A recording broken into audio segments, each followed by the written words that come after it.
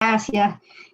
Bueno, primero que todo agradecer al Colegio de Trabajadores Sociales, a los consejos tanto de Antofagasta como del LOA, por la invitación que me hicieron a poder conversar. Creo que hace algunos meses atrás tuvimos la idea también de poder a lo mejor conversar, pero por el contexto tanto del estallido como de la pandemia no fue posible, así que más que nada igual agradecer, aun cuando estemos en teletrabajo, que finalmente, o telemáticamente, finalmente es una de las formas en las que nos tenemos que adaptar, ¿cierto? Como alguien lo decía ahí, lo más probable es que estemos de aquí por un largo tiempo también en estas modalidades, así que nada, agradecerles el espacio. La verdad es que, bueno, cuando me convocó Patricia, hablamos sobre la idea de poder intervenir en principio 10 minutos, eh, y para que luego pudiéramos abrir el espacio, ¿cierto?, para dialogar, para conversar en torno a estas materias. Así que yo de repente cuando converso y me vuelo un poquito, así que si se me pasan los 10 minutos, ahí le voy a pedir a Norma, que está oficiando de moderadora, que me pueda decir, Karen, estamos en el tiempo, ¿ya? Precisamente también para ajustarnos y para respetar el tiempo también que tienen todos ustedes, entendiendo que además empezamos un poquito tarde. Ningún- Súper. Yo, a ver, no tengo una presentación, básicamente la idea es poder comentarles un poco en función de lo que hoy día vamos a dialogar, o de lo que podríamos hablar, y básicamente no quiero empezar sin no recordar un poco algo de historia también que tiene el tema del trabajo social, ¿ya? Y para eso no quiero dejar de recordar como un hito importante en la profesión, como lo es el proceso de reconceptualización del trabajo social eh, por Latinoamérica, más o menos como a fines de los años 60, y cuya idea central era la crítica y cuyo contenido hoy día básicamente también podemos vincular demandas, por ejemplo, por la concreción de formas mucho más justas e igualitarias de vivir, ¿ya? Y básicamente también tratando de interpretar esa idea de la reconceptualización hoy día en clave de derechos humanos. Y esto a propósito como de las grandes desigualdades también que se evidenciaron a fines más o menos como de los 60 y principios de los 70. Pero básicamente entre los 70 y los 80, ¿cierto? Como región, y eso no lo debemos olvidar, enfrentamos consecuencias graves de lo que fue la dictadura, eh, y obviamente no solo Chile, sino que también otros países, ¿ya? Pero digamos, estas consecuencias graves fueron tanto a nivel político, pero también como económico, y Chile ahí eh, tuvo una experiencia, ¿cierto?, de vulneración de los derechos humanos a gran escala, y a lo cual el trabajo social no estuvo para nada ajeno, ¿ya? Y esto principalmente se debió a un poco como al fuerte compromiso también que tenían y veían los sociales de esa época. Un compromiso social y también político, ¿ya? Y no necesariamente político partidista, sino que un compromiso también con el comprender y el entender esta lógica del ser humano, ¿ya? Obviamente en este proceso de desestabilidad económica, ¿cierto?, que afectó a la población, el trabajo social comenzó a cumplir un rol primordial, siendo, digamos, profesionales que de alguna otra manera visibilizaron y denunciaron las deficientes y desiguales condiciones en las que estaban, obviamente, las personas, ¿ya? Y principalmente condiciones de vida. Eh, Desde ese punto de vista, yo interpreto y he tratado como de reflexionar que desde la profesión se fue asumiendo un compromiso profundo con la defensa de los derechos humanos en su sentido más integral, ¿ya? No solo desde la mirada de las vulneraciones a los derechos civiles y políticos que comprendió en la época de la dictadura, eh, sino también como atropellos básicamente a los derechos económicos, sociales y culturales, entendiendo el atropello a estos derechos como un ataque principalmente a lo que sustentan los derechos humanos, que tiene que ver con la dignidad de las personas, ¿ya? ya no solamente se sentía esa época como un desajuste socioeconómico, ¿cierto? De que porque estamos en crisis estamos mal, sino que básicamente también por las estructuras sociales y políticas que existían en este momento, y que obviamente perpetuaron y vulneraron los derechos humanos de las personas en dictadura y post también dictadura, ¿ya? Aquí me quiero detener porque en ese sentido, hablar de derechos humanos y trabajo social considero que implica mirar la historia de la profesión y el sentido que ésta tiene y la relevancia, eh, por ejemplo, si observamos los instrumentos internacionales que en materia de derechos humanos existen, los que invitan hoy día a orientar también el quehacer profesional.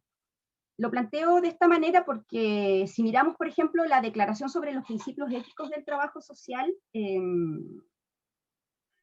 que emanan de la Federación Internacional de Trabajadores Sociales, pareciera que están fuertemente influenciados por los instrumentos internacionales que existen en materia de derechos humanos, por ejemplo, como la Declaración Universal de los Derechos Humanos, y también los respectivos pactos, como el Derecho Internacional de los Derechos Económicos, Sociales y Culturales, y el derecho y el Pacto Internacional de los Derechos Civiles y Políticos.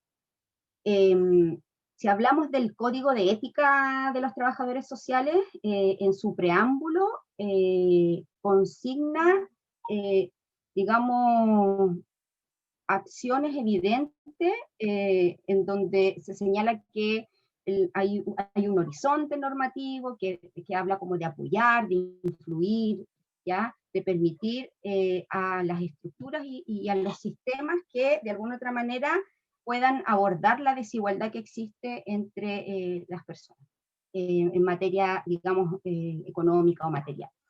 No les voy a leer el programa porque no lo tengo digamos, no lo tengo a mano, pero básicamente habla como de eso, ¿ya?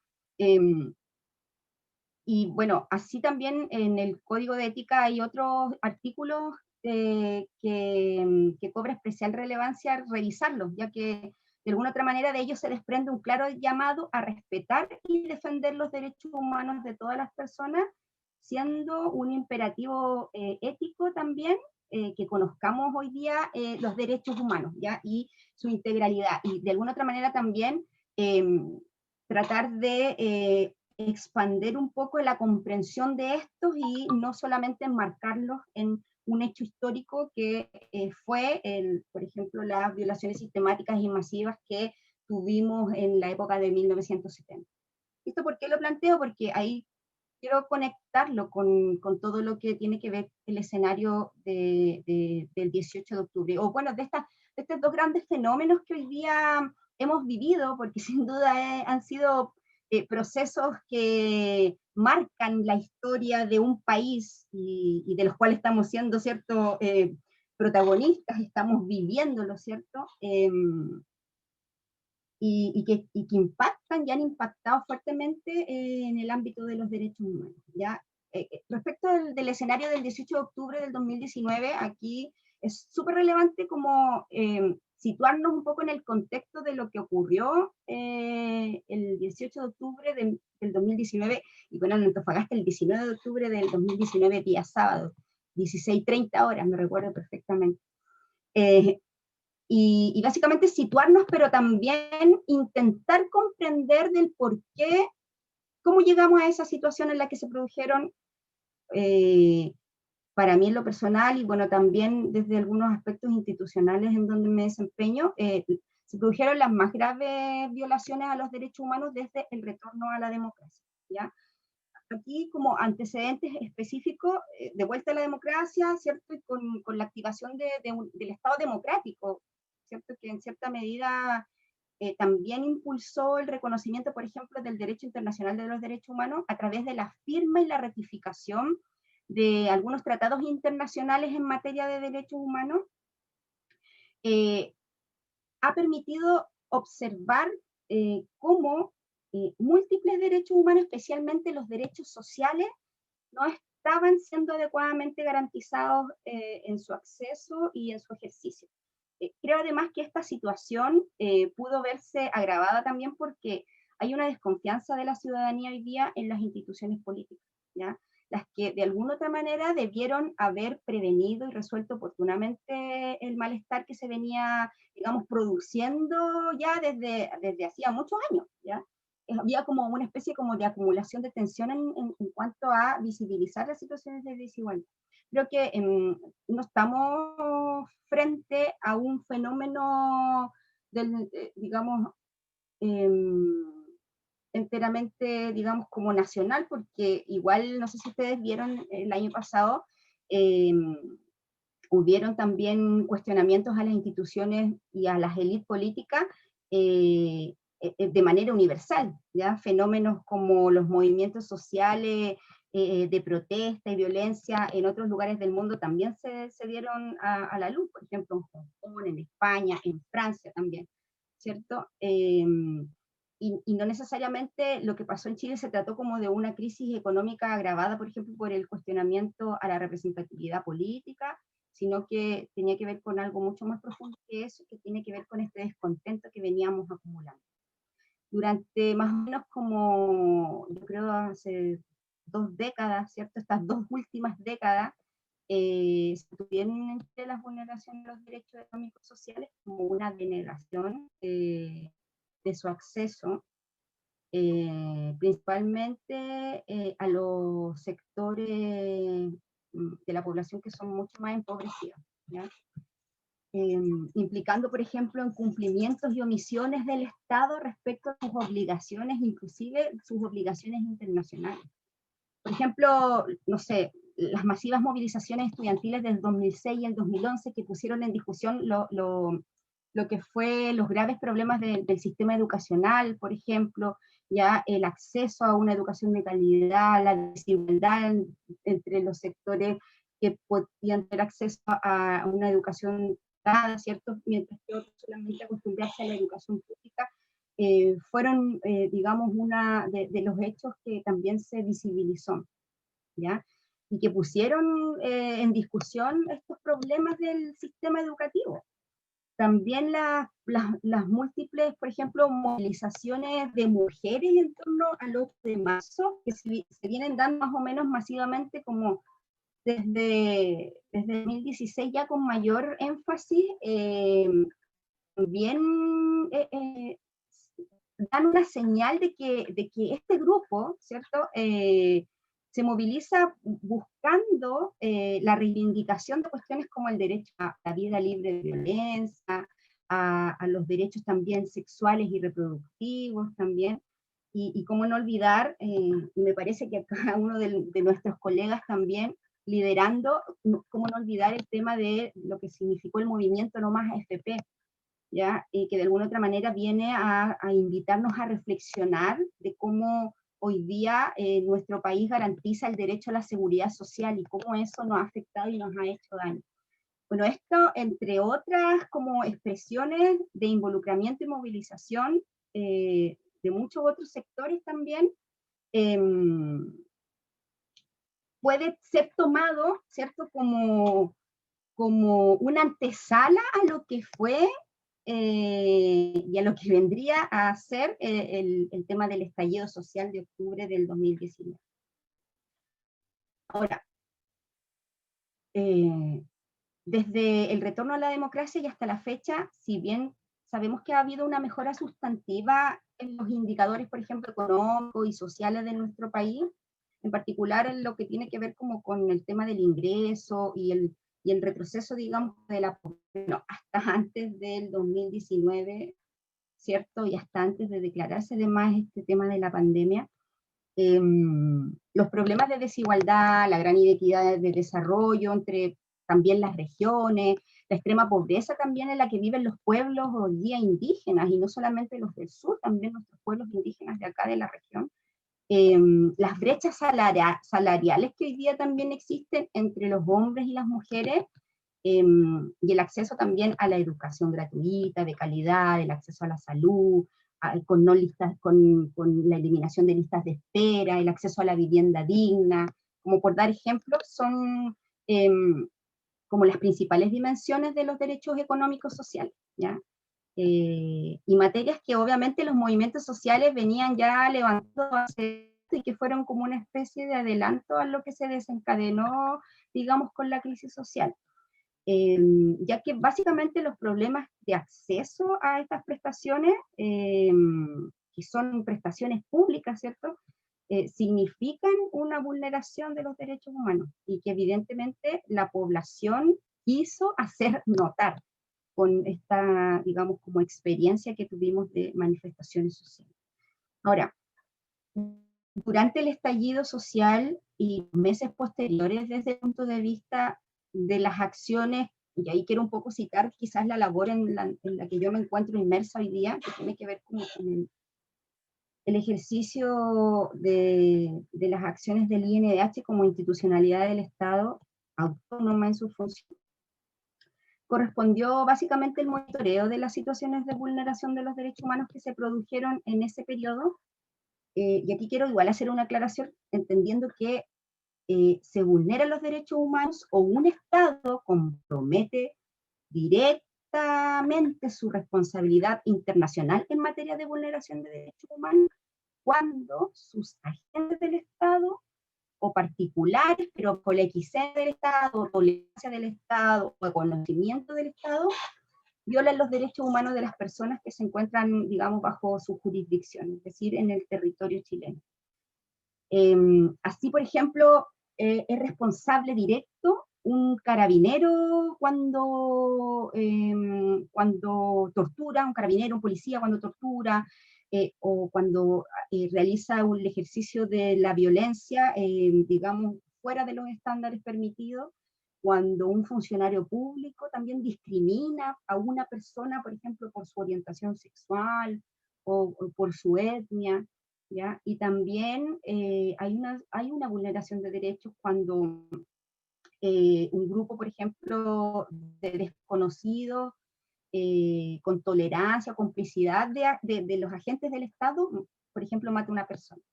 A su vez se vulneran también los derechos humanos y se compromete la responsabilidad del Estado cuando frente a una situación de vulneración no cumple, por ejemplo, el Estado con el deber de prevenir, de investigar y de sancionar. Y también cuando no se investiga o no se sanciona, por ejemplo, el asesinato de una persona o algún delito, ¿ya? Es decir, se cometen vulneraciones de derechos humanos cuando hay acción, o sea, por acción u omisión, como se llama, ¿ya? Ahora, atendiendo un poco a esta situación, la labor que tiene el INDH también a nivel regional, o las institucionalidades en general de derechos humanos, porque hoy día en Chile contamos con dos institucionalidades de derechos humanos, de protección de derechos humanos, que una es el Instituto Nacional de Derechos Humanos, y la otra es la Defensoría de la Niñez también, ya como un órgano autónomo, pero que de alguna otra manera se especializa en la defensa y protección de los derechos de uno de los grupos de especial protección, que en este caso son niñas y adolescentes. Ahora, volviendo un poco a lo que significó también la realidad regional en materia de estallido social, en este caso del INDH recibió hasta mayo de este año cerca de 300 denuncias, de las cuales se han desprendido hasta 300 querellas más o menos, ya 89 se presentaron en la comuna de 23 en la comuna de Calama, 4 en la comuna de Mejillones, 9 en la comuna de Taltal, más o menos, sí, y de estas querellas, de estas 125 querellas, son 142 víctimas aproximadamente, de las cuales 49 hoy día son mujeres, y 22 de esas víctimas son menores de 17 años, ¿ya? Durante la conmemoración del 18 de octubre pasado, ¿cierto?, en donde se cumplió un año, digamos, como del estallido social o de la revuelta social, que me gusta más como señalar así, se dieron a conocer por parte de esta institucionalidad las cifras regionales en torno a las materias, y que están disponibles en la página web del INDH. De todas maneras, si alguien quiere tener acceso, también yo se las puedo enviar. de alguna otra manera se hace un resumen, ¿cierto?, de las acciones judiciales presentadas, porque una de las acciones principales también en materia de derechos humanos hoy día desde la institucionalidad tiene que ver con la justiciabilidad y el acceso a la justicia cuando es el Estado el que en este caso vulnera los derechos. Ahora, fundamental se ha tornado en este punto el trabajo colaborativo, por ejemplo, por dar un ejemplo, ¿ya? Porque de alguna otra manera también podemos vincularlo con otras áreas en las que principalmente desempeñamos labores como trabajadores sociales, pero un punto importante que quería como mencionar acá es el trabajo colaborativo de la red de asistencia en salud, y principalmente en la red de asistencia en salud primaria y de urgencia, básicamente en atención a estas materias, porque la colaboración de principalmente colegas para, por ejemplo, el acceso a la información de personas afectadas que concurren a atención médica por las situaciones de agresiones, por ejemplo, que han vivido a través de o que se han ocasionado por intervenciones de agentes del Estado, en este caso, por ejemplo, policía. Ha sido un punto esencial para facilitar además el acceso a la justicia, ¿ya? Entendiendo que la información proporcionada a través de los DAO de atención de emergencia, etcétera, son instrumentos que de alguna otra manera nos permiten también tener, digamos, pruebas para efectivamente poder generar acciones de intervención judicial. Esto obviamente no podría llevarse a cabo en forma expedita si no se tiene a la luz, por ejemplo, la responsabilidad que como agente del Estado le cabe a cada colega que ejerce funciones, por ejemplo, en esos ámbitos como de la salud, de atención en recintos hospitalarios, en consultorios. Pero también me he encontrado con situaciones súper complejas en cuanto al acceso a la información. Y más aún, que podemos entenderlo bajo la lógica de estar cumpliendo cierto, a lo mejor instructivos o normativas internas, más aún, básicamente me he encontrado con la situación de los tratos ejercidos, por ejemplo, del personal médico o del personal que de alguna otra manera da sustento a esta estructura, ¿cierto?, de atenciones médicas, con la ocasión de recepción, por ejemplo, de personas afectadas por el abuso policial, ¿ya? Y obviamente, básicamente en contextos de manifestación.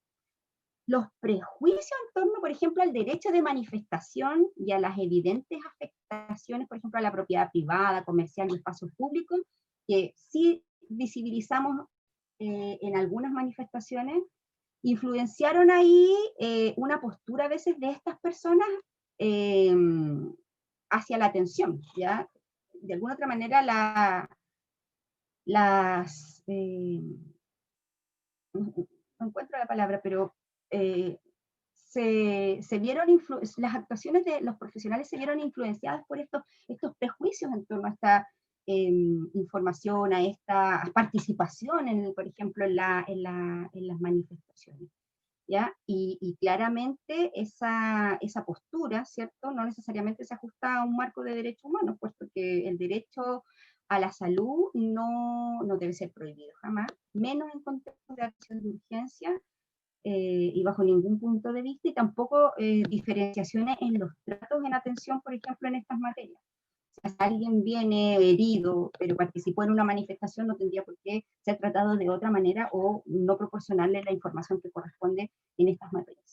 Ahí también cobra una especial relevancia el conocimiento que tenemos en materia de derechos humanos, porque pareciera ser que se entiende de que esta mirada no nos influencia a todos dependiendo del lugar en donde desempeñamos funciones.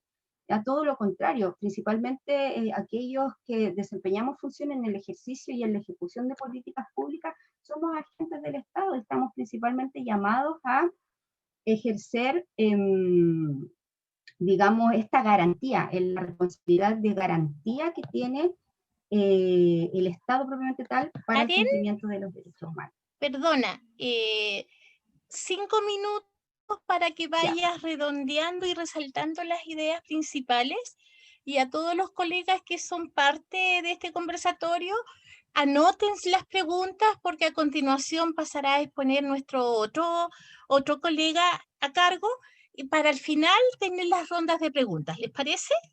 Eso. Súper, ya. Otra cosa que también se ha monitoreado y que es importante poder evidenciar tiene que ver con el derecho y el acceso a la justicia, que de alguna otra manera miramos hoy día y vemos después del estallido social, ¿ya? Hay personas hoy día, principalmente en Antofagasta, que se encuentran detenidas en contexto, o sea, por contexto de manifestación social, y que están privadas de libertad. No tengo, digamos, a la fecha el número exacto que da cuenta de las personas detenidas. Hasta octubre más o menos eran como 18 personas, de las cuales dos son menores de edad que se encuentran recluidos en el CIPCRC. Ahora, la labor de la sociedad civil en cuanto a visibilizar la situación de estas personas es primordial para poder avanzar también en el monitoreo de las condiciones y del debido proceso, ¿ya?, de acceso a la justicia, porque esos elementos son también esenciales para, digamos, tener en claro cómo hoy día también están vivenciando la situación, por ejemplo, de la privación de libertad, ¿ya? Ahora, igual las medidas interpuestas principalmente para menores de 17 años fueron medidas que pueden ser catalogadas como extremas, ya puesto que según la Convención de los Derechos de los Niños, Niñas y Adolescentes, la privación de libertad es una medida como excesiva, o sea, perdón, es una medida que de alguna otra manera debe ser utilizada solamente cuando efectivamente se reúnan las condiciones, digamos, adecuadas para justificar, digamos, esta privación de libertad. Y que claramente en este contexto, y al parecer, por las denuncias por las cuales se mantuvo detenida a estas personas, no son de gran relevancia. ¿Ya? Y ahí también se pone en función un poco este tema del acceso a la justicia. Ahora, el tema de la pandemia evidentemente nos mostró un país súper desigual en cuanto a garantías de bienestar y derechos humanos que vivimos. Y yo creo que cada uno de ustedes en materia de, o sea, en los entornos y en los ámbitos, digamos, laborales en los que se desempeñan lo pudieron evidenciar así. La crisis sanitaria afectó profundamente la vida de todas las personas, ¿ya? Y va a continuar haciéndolo durante un largo periodo, y creo que de eso no nos podemos olvidar, ¿ya? El impacto también de la pandemia no fue igual para todos, ¿ya? El golpe obviamente fue más fuerte para algunos y no siempre también en el mismo ámbito, ¿ya? Se evidenciaron situaciones importantes de precarización laboral, de los ingresos también, que claramente se vieron afectados.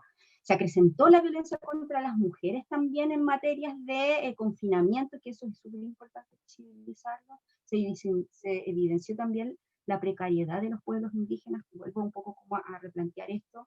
De alguna otra manera tensó mucho más el tema del acceso a la salud, ya el tema del acceso a la educación. Hoy día nos dimos cuenta con la pandemia la cantidad de brecha digital que tenemos independientemente del siglo XXI, y como experiencia también me tocó ver, el primer semestre estuve como académica en la Universidad de Antofagasta, y la verdad es que la experiencia del retiro de alumnos estando en pleno siglo XXI, que uno puede creer o considerar que son hijos de nativos digitales, hoy día no es así. La brecha digital existe y obviamente eso repercutió en el acceso a la educación de muchos niños y muchos adolescentes y muchos jóvenes, ¿ya?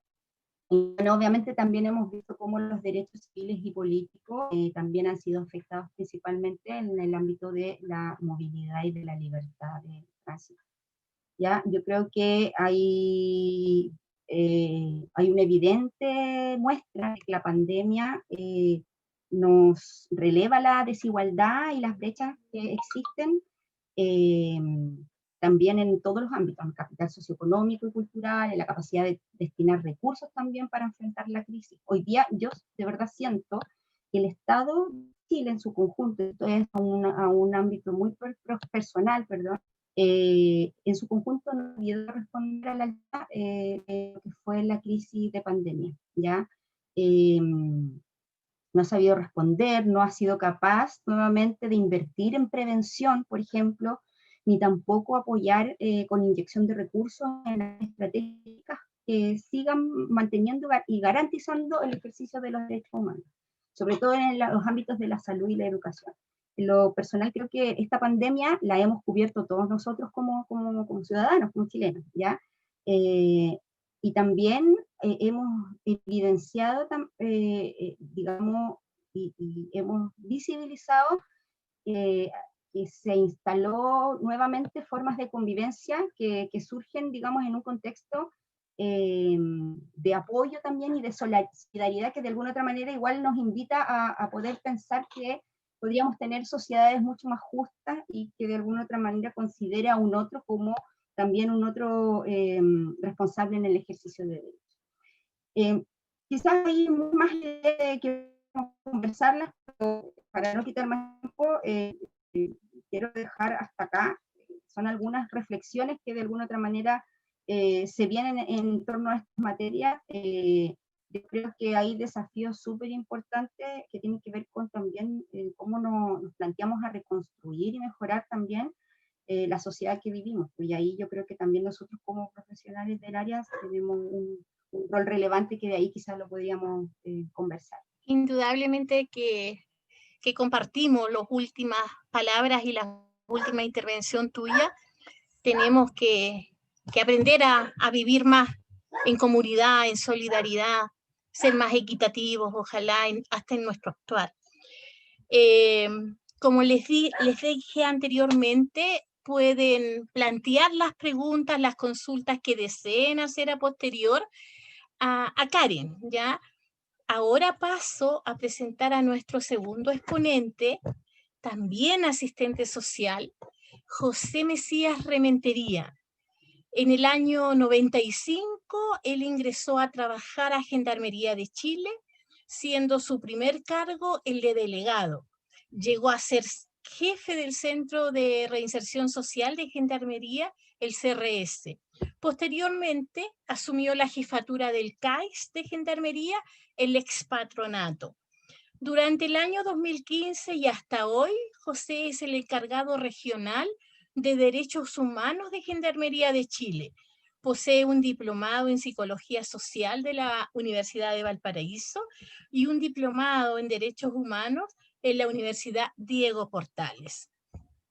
Creo que José no necesita más presentación y muy bienvenido, colega. Los micrófonos son de usted. Muchas gracias. Muchas gracias.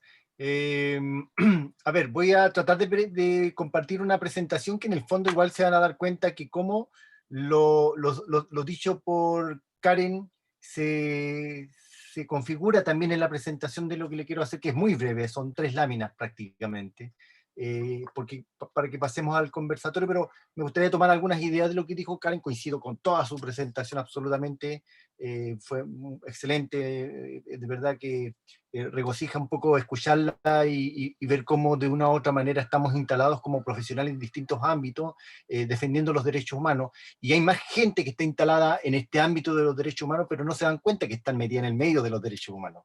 Entonces igual la intención del colegio es un poco mostrar esto, porque no se ve, pero están encima de ellos, ¿ya? A ver si puedo compartir la presentación, o si me ayuda el Arturo, porque no la veo por acá en los archivos.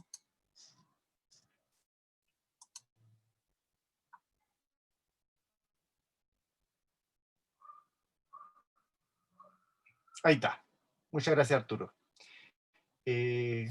Vamos con la primera lámina.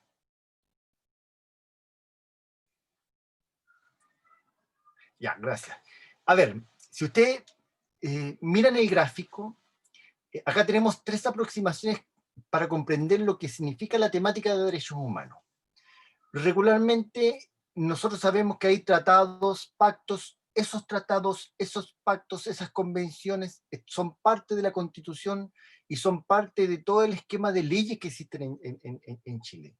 Y algunas instituciones las bajan incluso a nivel de resoluciones, protocolos, oficios circulares, instrucciones del día, y todo eso se trasunta en un esquema de derechos humanos que es para defender la condición de derechos humanos de todas las personas, en este caso habitantes de este país, bajo cualquier circunstancia conectadas con el Estado, ¿ya? Esa es una dimensión jurídica que la mayoría de una u otra manera nosotros conocemos. Hay una dimensión ética que también hizo alusión Karen, que de hecho en el inicio de esta actividad Arturo nos había mostrado y también ha sido compartida en otras presentaciones, que tiene que ver con el código ético del Colegio de Asistentes Sociales y cómo se vincula con la temática de derechos humanos, porque están absolutamente estrechamente relacionadas. ¿Ya? Eso tiene que ver con una dimensión ética, porque hay disposiciones que orientan las relaciones entre las personas, y esa relación entre las personas tiene un norte, tiene una dirección, es de donde yo me paro, y tiene que ver con el respeto por las personas en un contexto de derechos humanos. ¿Ya? Y la dimensión más bien política utópica, que quizás es a la que más atribución se le da a la temática de derechos humanos, y que es una parte de los derechos humanos, y que está relacionada con un tema de memoria. ¿Ya? Porque por mucho tiempo se nos hizo entender que derecho humano tenía que ver con política. Bueno, derecho humano tiene que ver con un aspecto que tiene que ver específico, con una dimensión política utópica, ¿ya? De la temática de los derechos humanos. Pero eso es una parte, y por mucho tiempo hubo grupos que en justa razón en Chile enarbolaron banderas de derechos humanos en función de un tema de memoria, en función de haber sido víctimas de violación de derechos humanos por parte del Estado. ¿Ya?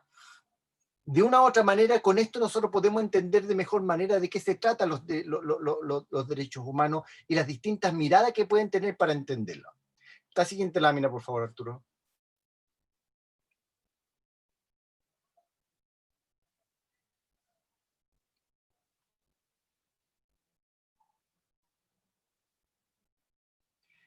Si ustedes se fijan cómo se empiezan a desarrollar, yo traté de destacar en rojo, de una u otra manera, en función del conversatorio que nos convocaba, de los derechos humanos en función del estallido social y en función de la pandemia.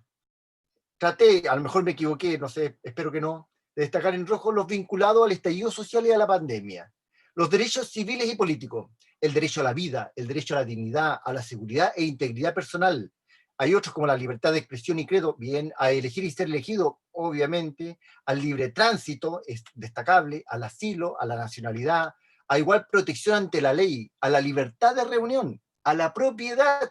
Por ejemplo, con el tema del proceso constituyente, algunos en forma instrumental, en forma tergiversada, quisieron hacer entender como que en la nueva constitución no iba a estar contemplado el tema del derecho a la propiedad.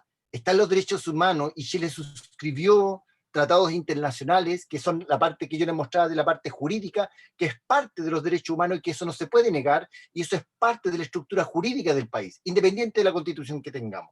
Por lo tanto, el derecho a la propiedad es parte de nuestra juridicidad, ¿ya? Y después vienen, por el otro lado, en la otra lámina dice los derechos económicos, sociales y culturales. Y aquí, para mí, como dijo Karen, se enarbolan la mayoría de los carteles que uno veía en las marchas del estallido social. El derecho al trabajo, a un ingreso justo, a la seguridad social, a la educación, el derecho a la salud, a la alimentación, al agua, a la protección y asistencia de los menores y a la familia, a la vivienda. ¿Se dan cuenta cómo de una u otra manera el estallido social está estrechamente vinculado con la temática? Y la situación de pandemia lo único que hizo fue exacerbar todos estos aspectos que de una u otra manera también tenían algún déficit en nuestra sociedad. ¿Ya? En la siguiente lámina, por favor, Arturo. Les quiero mostrar los derechos colectivos que también son parte de toda la estructura de derechos humanos que Chile ha suscrito en su gran mayoría, ¿ya? Y nuevamente destaqué en rojo algunos de estos aspectos que también eran interesantes. El derecho a la autodeterminación de los pueblos. O sea, claramente el Parlamento en este minuto está resolviendo una temática de los pueblos originarios que no está siendo concordante con los derechos de autodeterminación de los pueblos, ¿ya? Bueno, y hay otros derechos también colectivos que están ahí, y voy a destacarlos en rojo principalmente: el derecho a la paz, el derecho a la coexistencia pacífica, a la justicia internacional. Cuando en Chile no se otorgue justicia como corresponde a las personas que han hecho denuncias de derechos humanos, las personas tienen derecho a recurrir, así como lo hizo la jueza Atala, a organismos internacionales para obtener justicia, ¿ya?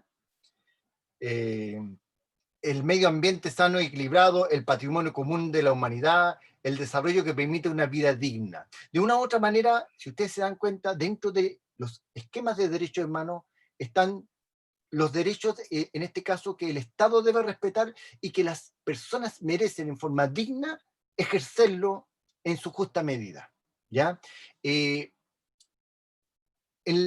la exposición de Karen, ella hizo un planteamiento que a mí me hizo mucho sentido, porque a mí también me tocó entrevistar a personas que habían caído privadas de libertad, y uno de los relatos de ellos tiene que ver con una situación que igual a uno le preocupa, ¿ya?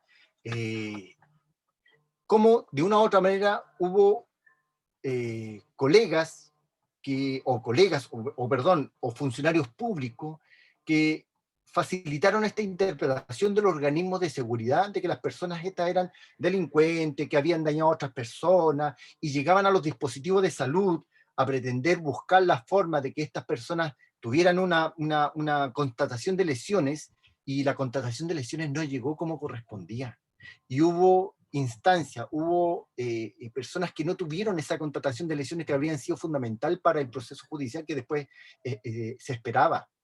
Y esas personas, esos funcionarios públicos, si ustedes me preguntan a mí, cometieron violación a los derechos humanos, por omisión. ¿Me entienden? Entonces, ¿cómo cada uno de nosotros tiene una responsabilidad enorme en ser partícipes de la protección de los derechos humanos en cada uno de los puestos que nosotros tenemos?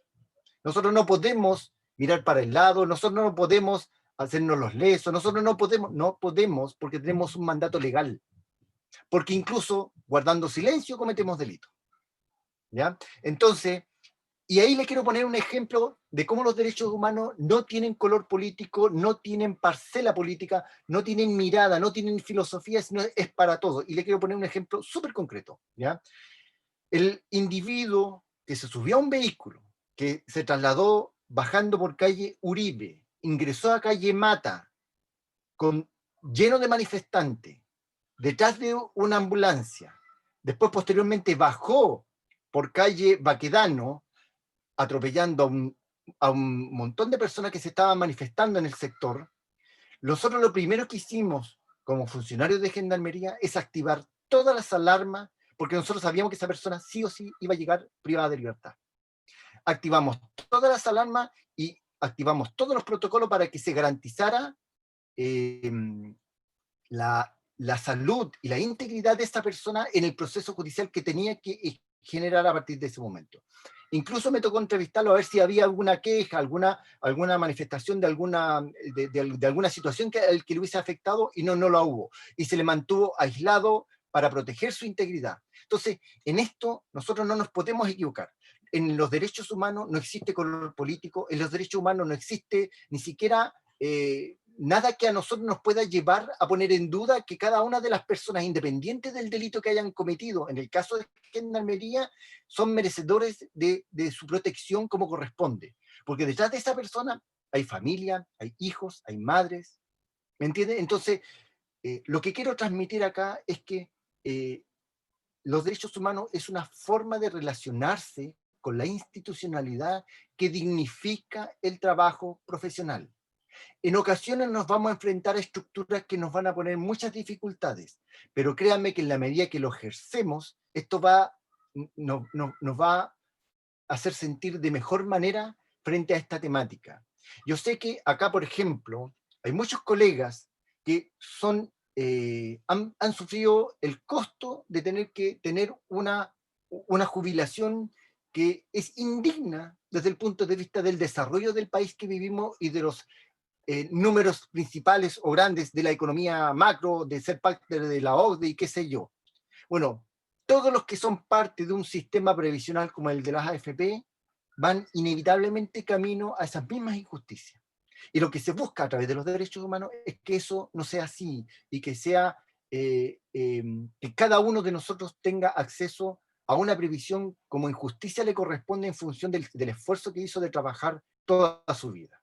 ¿Ya? Entonces, aquí de una u otra manera nosotros como un capítulo de derechos humanos dentro del colegio lo que estamos tratando de hacer, estimados, es abrir esta ventana de discusión para que usted emita su opinión, para que aclaremos las dudas, aclaremos las consultas, pregúntenos todos los que quieran preguntarnos, porque nosotros estamos llanos a poder orientarlos en una mirada que tiene que ver con, no solamente con un tema jurídico, también tiene que ver con un tema ético.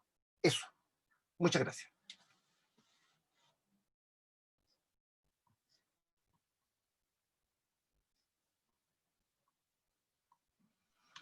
Gracias, José. Quiero darles una gran noticia, que al fin se pudo conectar nuestro conductor estrella, así que bienvenido, Peter Harris. Hola, buenas. Disculpen la demora, tuve un pequeño problema técnico, así que y le preguntaba ahí a Norma si iba a continuar ella y me tiró inmediatamente la pelota mía. Así que bueno, lamentablemente no escuché la exposición de Karen, me imagino que como siempre estuvo bastante contundente, alcancé a escuchar lo de José y bueno, la idea ahora es poder generar este conversatorio y escuchar las preguntas u opiniones de todos los que están participando en este minuto, así que la idea es dejar abierto como para que conversemos respecto a este tremendo e importante tema que son los derechos humanos y el objetivo de esto, como seguramente lo presentaron, era visualizarlo desde el punto de vista de la acción del trabajo social en cada uno de los espacios en que nos movemos los profesionales y poder a partir de eso ir comentando o haciendo preguntas a nuestros expositores. Así que dejo abierto la palabra ahí para comenzar esta conversa.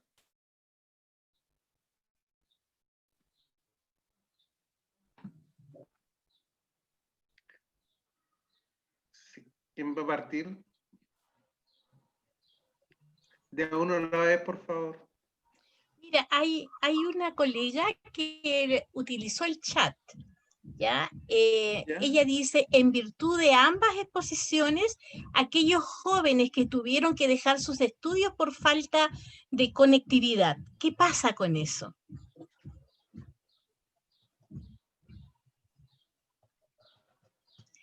Karen lo abordó. Yo no sé si estaría en condiciones de responder. Estaba esperando, claro. La otra parte.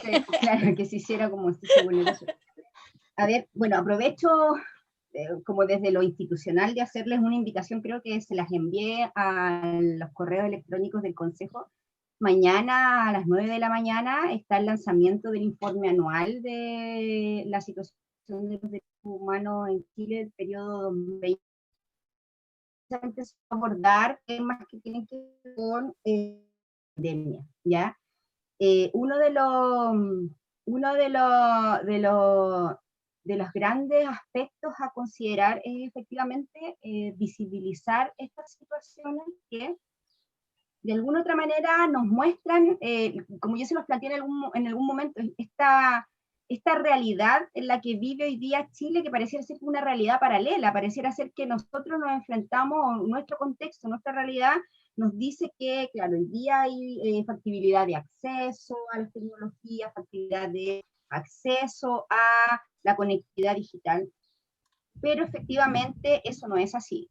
Todavía hay un grupo importante de la población que no tiene acceso, básicamente porque además la conectividad es, de alguna otra manera, un aspecto material que se consume, ¿cierto? En esta idea de una sociedad donde pagamos por tener cierta, digamos, satisfacción, porque hoy día finalmente también la conectividad pasa a ser una necesidad.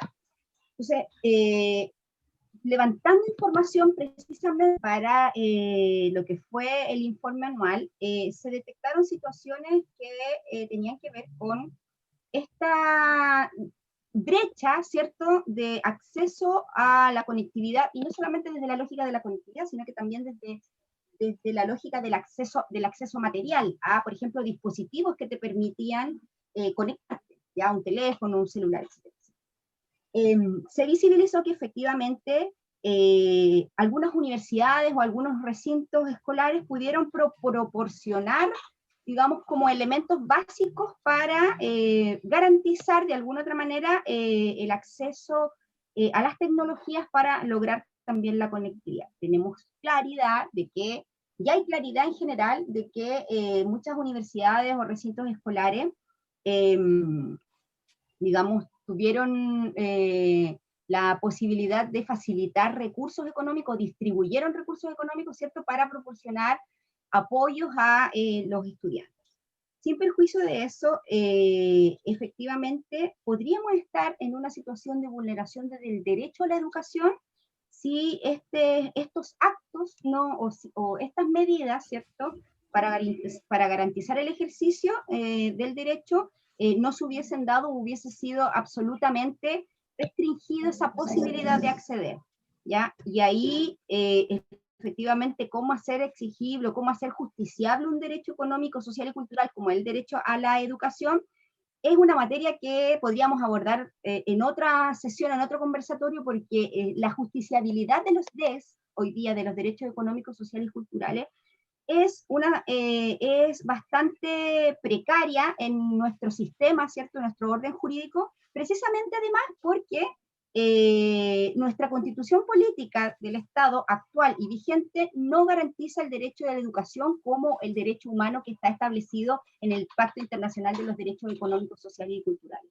Por lo tanto, el rol, además, que de alguna otra manera nos potencia o nos llama a ejercer como observadores también de la realidad, o sea, no tenemos que ser, digamos, no tenemos que no invisibilizar el rol que nosotros tenemos como profesionales del trabajo social, de visibilizar realidades, cada uno en su contexto, ¿cierto? Pero de visibilizar que hoy día, claro, efectivamente nuestra Carta Magna no garantiza ciertos derechos económicos, sociales y culturales, por lo tanto no podríamos hacerlos exigibles a materia de justicia.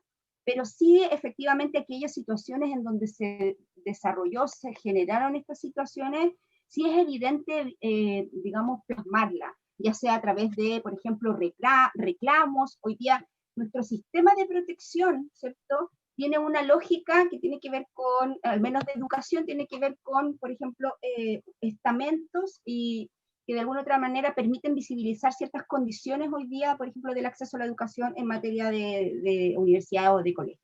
O sea, efectivamente, aquellas personas que se vieran afectadas podrían acceder a la tramitación de ese reclamo ante la Superintendencia de Educación, porque de alguna otra manera hoy día el Estado no garantizó, o quienes deberían, porque las universidades, sobre todo estatales, la Universidad de Antofagasta, bueno, yo salí de la Universidad de Antofagasta, la Universidad de Antofagasta es un agente del Estado, es una universidad estatal, por lo tanto también tiene responsabilidades respecto de garantizar el ejercicio del derecho a la educación.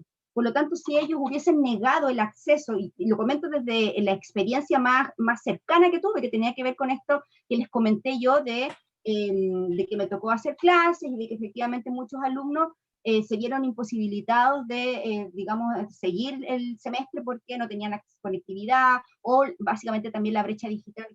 Pero podemos tener mecanismos para manifestar esta situación, nuestros reclamos, porque evidentemente, claro, no, en el contexto hoy día, el Estado, y de verdad que el Estado no invirtió ni un peso más para poder garantizar condiciones adecuadas, por ejemplo, de educación hoy día. Y eso es así, ¿ya? No invirtió, reajustó, y aquellos que trabajan en el sistema público, me imagino que vieron sus arcas de alguna otra manera afectadas a principios de la pandemia, entre marzo, julio, ¿cierto? En donde se señalaba y se decía, tenemos que acortar presupuestos, tienen que reintegrar dineros, etcétera, etcétera, porque todo se distribuyó, pero no se incorporó más recursos específicamente también para abordar ese tipo de áreas, ¿ya? Esas áreas que hoy día también son esenciales para el ejercicio de los derechos económicos, sociales y culturales.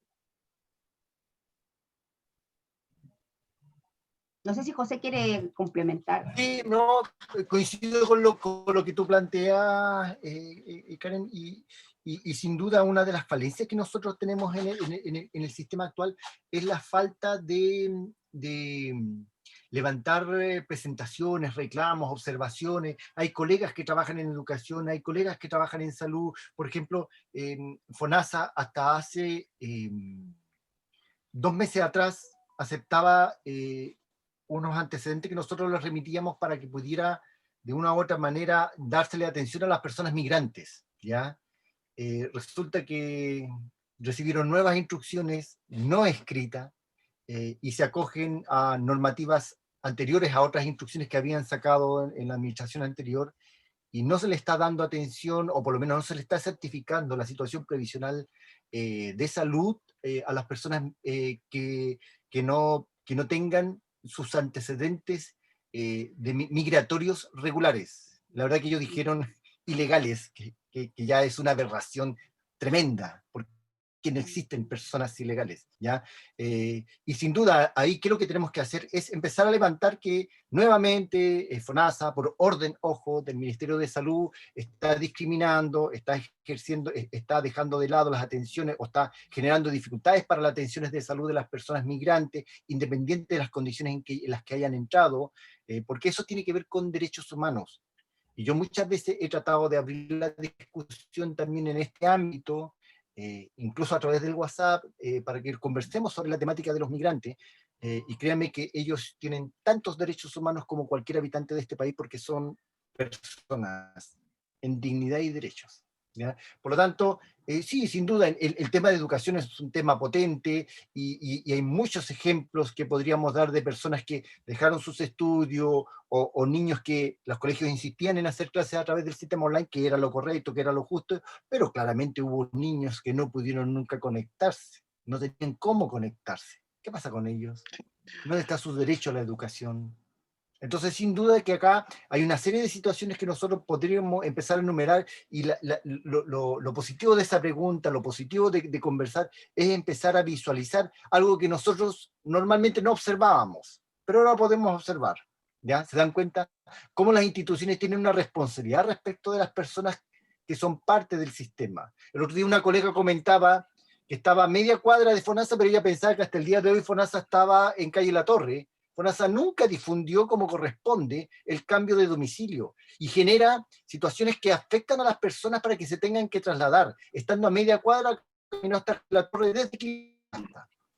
Eso es una vulneración, porque las instituciones del Estado tienen que ponerse a disposición de las personas, porque ellos son su sujeto de atención. ¿Se dan cuenta? Entonces, o en una fila, como me contaba otra colega, que en una fila ella intercedió para que de una u otra manera las personas de la tercera edad, que eran de más tercera edad que los que ya estaban, se les daban y el guardia de seguridad se levantaba las manos. Son grupos vulnerables, son personas que de una u otra manera tienen falencias para el desplazamiento, para estar de pie. Todo eso tiene que ver con derechos humanos.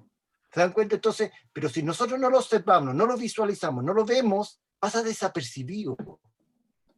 No está ahí en la cara. Como a muchas autoridades que pensaban que la corrupción que estaba en el ámbito político iba a pasar colado por mucho tiempo. Y ojo, que hasta el día de hoy esa corrupción es a costo de dinero de los trabajadores, de los dineros y los impuestos que pagamos todos los chilenos, ¿ya? Y ahí está la misión nuestra, observantes, críticos del sistema en el que estamos. Eso. Sí. Oye, yo me perdí un poquito, pero me gustaría tocar algo de lo que planteaba recién, que tiene que ver con el tema constitucional, en términos de que hoy día la educación no está consagrada como tal en la actual Constitución, como un derecho, sino que está más bien consagrado el derecho a la enseñanza, ¿ya? Y ahí va la pregunta en términos del informe que va a difundir a partir de mañana. Uno de los elementos importantes que ha pasado o se ha visibilizado primero con el estallido y fundamentalmente con la pandemia, tiene que ver con esta gran desigualdad que hay en términos del acceso a la educación en los distintos niveles y frentes, ¿ya? Lo vemos desde el punto de vista y no estoy hablando de la universitaria, sino que estoy hablando principalmente de la secundaria, que tiene que ver con particular, ¿ya? Y la gran diferencia que hay entre estos particulares, los particulares subvencionados, los municipalizados, y más aún, que a mi juicio, y un poco lo que a mí me tocó ver, digamos, que son la educación rural, particularmente las comunidades indígenas. Cuando tú hablas respecto, por ejemplo, de los accesos a Internet, ahí no es solamente porque la familia no tenga el computador, sino que es toda la comunidad. Entonces, la consulta está en el sentido si al realizar este informe, esos elementos están considerados, ¿ya? Porque efectivamente ahí queda de manifiesto cuál es el modelo de educación que tenemos en este país y cómo segrega tan fuertemente, y la pandemia lo hizo ver así. Ya, a ver, honestamente, bueno, nosotros como, bueno, en este caso en mi rol de profesional del INDH, pero no estoy al tanto aún, de hecho para mí también es una sorpresa respecto de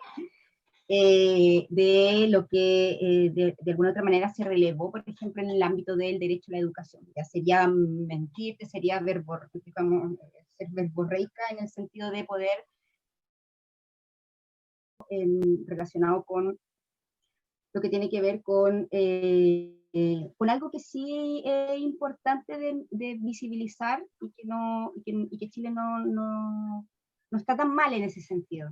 El marco internacional de los derechos humanos en el Pacto Internacional del PIDES, que es de lo económico, social y culturales, establece un piso mínimo de garantía de a lo menos una educación primaria y secundaria, ¿ya? Hoy día en Chile tenemos una ley que de alguna otra manera garantiza la educación preescolar.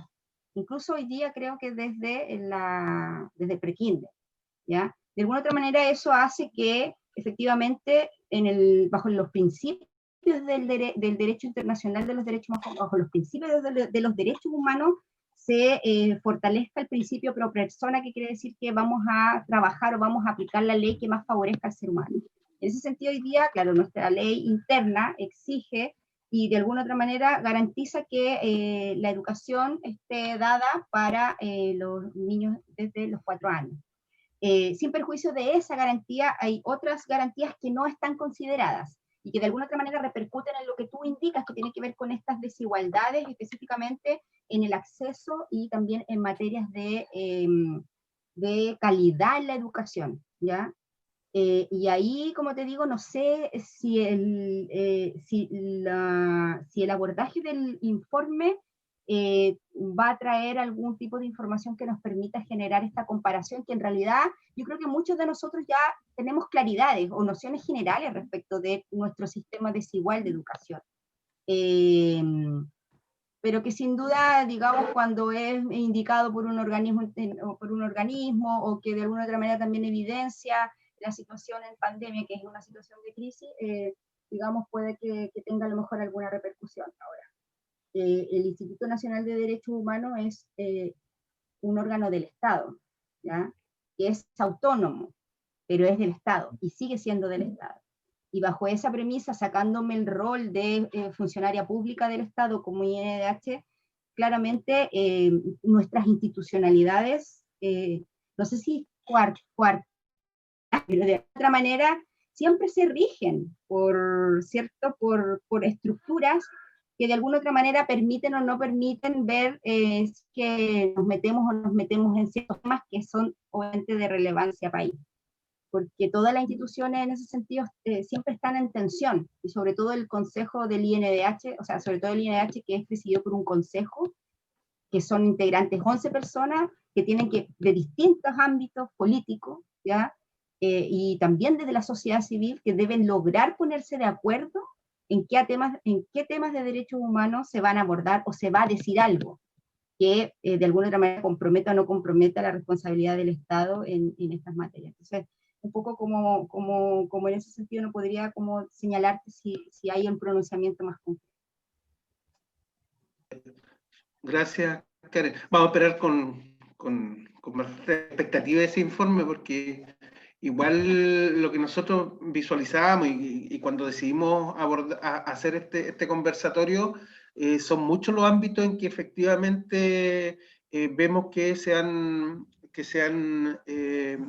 violentado, digamos, o han aparecido con una fuerza bastante, en algunos casos, bastante brutal, esta gran diferenciación y cómo el Estado ha estado ausente en muchos aspectos. O sea, por ejemplo, no sé si lo alcanzaron a ver, pero, por ejemplo, en tema de vivienda se abre un abanico tremendamente grande. O sea, hoy día tenemos un aumento tremendamente importante de campamentos acá en Antofagasta y me parece que en Calama, hasta en San Pedro de Atacama. Entonces, la idea nuestra precisamente era cómo desde el trabajo social íbamos visualizando todos estos aspectos que de una otra forma la pandemia ha dejado como bastante en evidencia también. No sé si habrá alguna otra consulta, comentario, opinión. Porque a mí se me hizo cortito, en realidad, el conversatorio.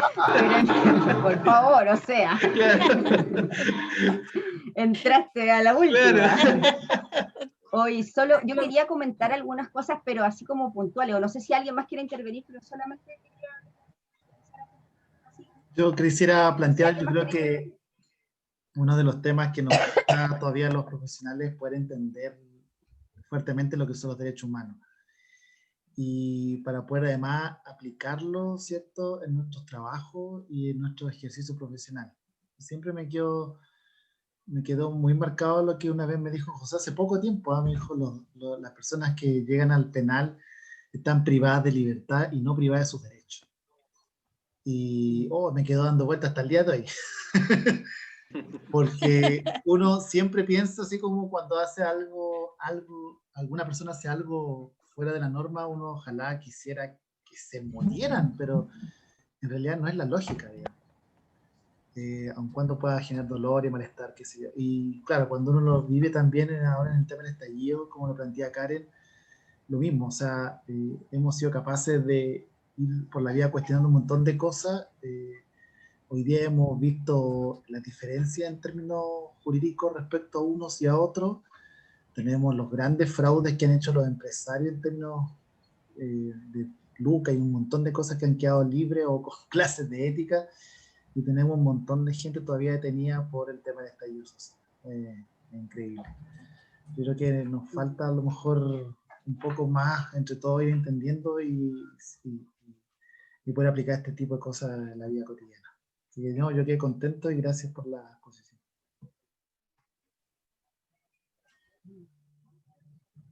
¿Alguien más? ¿O bien tú querías como mencionar, hacer algunos comentarios finales? Sí, bueno, básicamente los desafíos que tenemos hoy día nos hace también pensar que los trabajadores sociales también tenemos un desafío. Uno de esos, de alguna otra manera, tiene que ver con lo que planteaba, se me olvidó el nombre que tengo acá, Arturo. Arturo. Y que tiene que ver un poco cómo hoy día vamos también desde nuestro, o sea, cómo vamos relevando, cómo le vamos dando poder y fuerza a nuestro código de ética, ¿cierto? Del INDH, o sea, perdón, del trabajo social. El colegio. Perdón, del colegio. Porque de alguna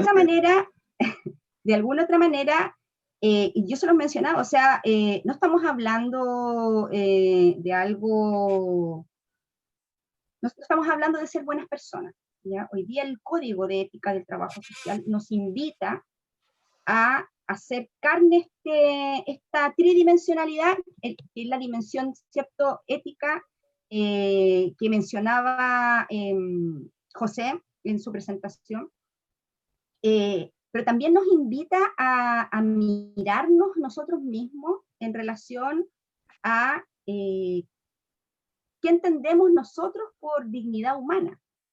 ¿Qué entendemos nosotros además como agentes de cambio? No sé qué otras nomenclaturas, yo creo que aquí cualquiera de nosotros tiene ciertas nociones respecto de cuál es el aporte del trabajo social a una sociedad más justa e igualitaria.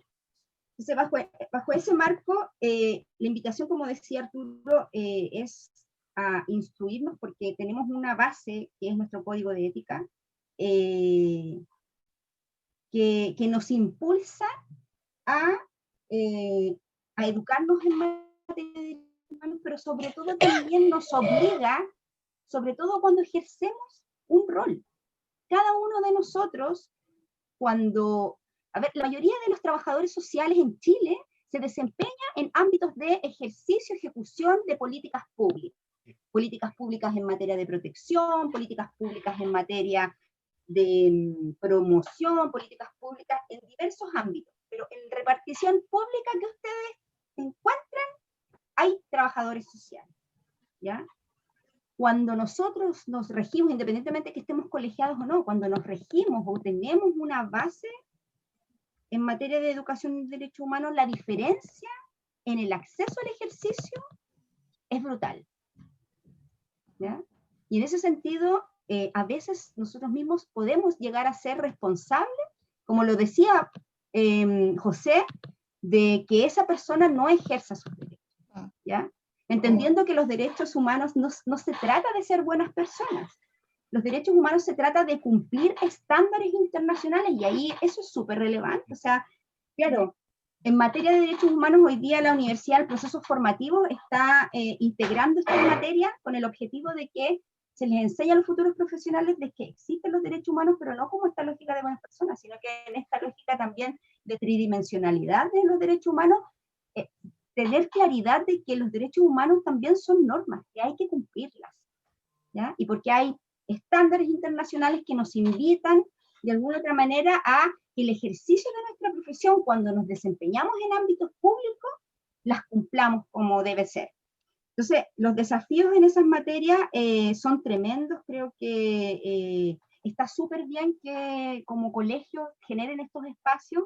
Está súper bien que de alguna otra manera, si tienen acceso a generar procesos formativos o participar de procesos formativos, que puedan acceder, porque de alguna otra manera eso va a marcar la diferencia en el ejercicio de nuestra profesión, también respecto del ejercicio de otras profesiones, ¿ya? Y yo creo que eso es fundamental. Sí, ahí yo agregaría otro gran desafío que tiene que ver con el Estado. O sea, la profesión siempre ha estado, como decía Karen, ligada fuertemente a la acción pública o al trabajo de la institucionalidad pública, que es el Estado en general, y que además somos, como profesión, muchas veces somos instrumentalizados por el Estado, por el tipo de Estado que hay, ¿ya? Y en eso creo que hay un rol importante ahí en términos de cómo la profesión va haciendo como algunos procesos de reflexión y de toma de conciencia en términos de que muchos profesionales se sienten parte del Estado cuando muchas veces el Estado está vulnerando ciertos derechos, ¿no?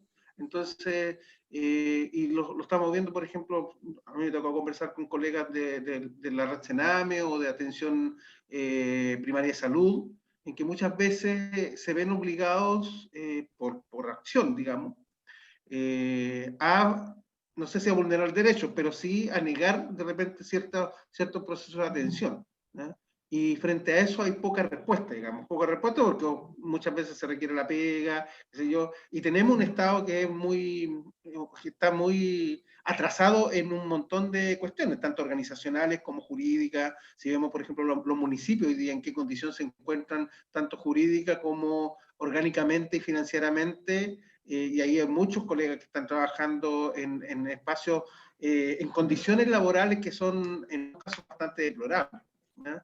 Y en ese sentido creo que es importante. Nosotros la vez pasada hablamos del proceso constituyente en el marco del aniversario, y creo que deberíamos tener también una opinión en relación con qué Estado queremos construir en el marco de la nueva Constitución. Cómo el trabajo social se incorpora precisamente en esa línea, teniendo claro, como decía, un porcentaje importante de los trabajadores sociales se envuelven en el ámbito público. Así que queda como hartos desafíos todavía, digamos. Así que así es. No sé si hay más comentarios o como para ir cerrando por la hora.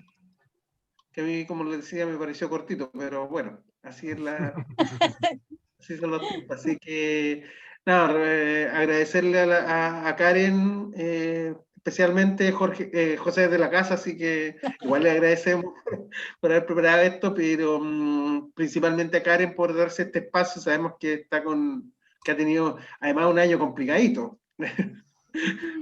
Sí. Un poquito aquí en la sede del INDH. Así que nada, agradecer, y bueno, a todos los que participaron, y bueno, vamos a seguir como colegio desarrollando estos conversatorios, y la idea es hacerlo un trabajo bastante más permanente. Así que no sé si las presidentas de la directiva del LOA y de acá Antofagasta quieren cerrar, digamos, este conversatorio. Yo creo que está todo dicho. solamente agradecer a los expositores y agradecer a los colegas que se conectaron, que estuvieron con nosotros y que permanecieron durante toda esta hora y media que tuvimos de conexión. Bueno, y esperar que nos sigan acompañando. Ya nosotros como Colegio Provincial El Loa y como Colegio Provincial Antofagasta nos hemos puesto digamos, un gran desafío, que es ojalá poder convencer a todos los colegas que no están cerca de los colegios, acercarse y ojalá que se puedan colegiar, ¿por qué no? Pero si no, que estén participando bajo el gremio, el gran paraguas que les entrega este gremio a todos y a todas. Así que solo agradecer y nos vamos a estar viendo en otra oportunidad por mi parte. Le dejo la palabra a la Pati. Sí, igual agradecer a todos la participación, el tiempo, la paciencia. En realidad fue 1:45 porque empezamos 15 minutos antes. ¿Verdad? Pues claro. Queremos que estos espacios sean no tan largos para... Pero... Se cayó. Sí, se nos cayó la Pati. Está cansada. Bueno, yo creo que lo que la Pati pretendía decir es... ¿Ahí volvió? Sí. Pati. Volví. Qué triste. La Karen tiene una negrita igual que la mía. Bueno. Eso, no sé qué tanto me alcanzaron a escuchar, mi conexión ha estado pésima, se me ha ido la conexión, me ha sacado de la línea y he alcanzado a escuchar poco, pero lo poco que he podido escuchar ha sido contundente y bueno. Agradecer el tiempo de todos los que participaron y ojalá que estas instancias las sigamos, podamos seguir desarrollándolas y que haya buena participación también. Karen, colégiate.